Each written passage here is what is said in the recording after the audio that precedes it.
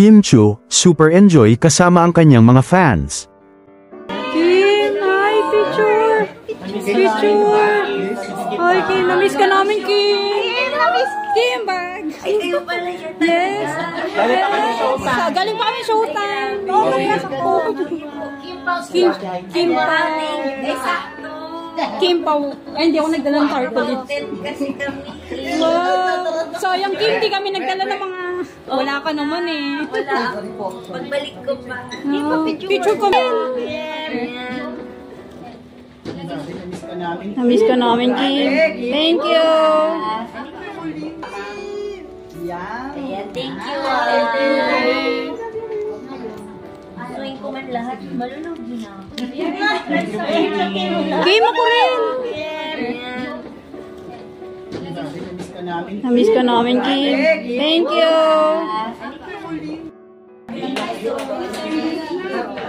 Hindi mapipirmahan to ni Kim kasi kulay vlog.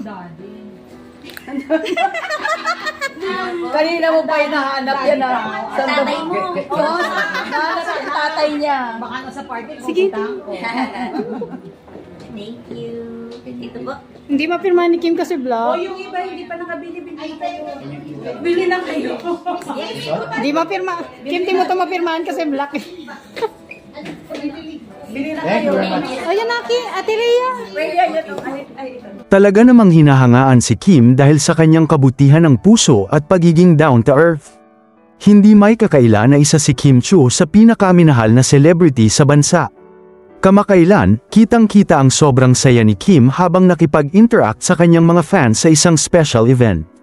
Talaga namang ramdam ng lahat ang kanyang warmth at kabutihan ng puso sa bawat moment na kasama nila.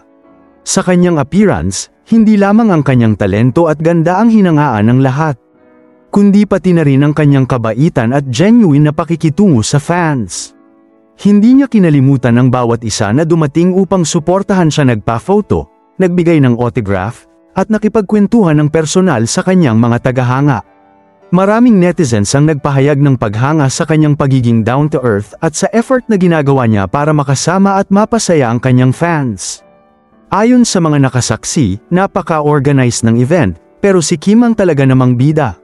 Sa bawat fan na lumapit sa kanya, palaging may ngiti at maikling kwentuhan na nagpapakita ng kanyang pagiging approachable.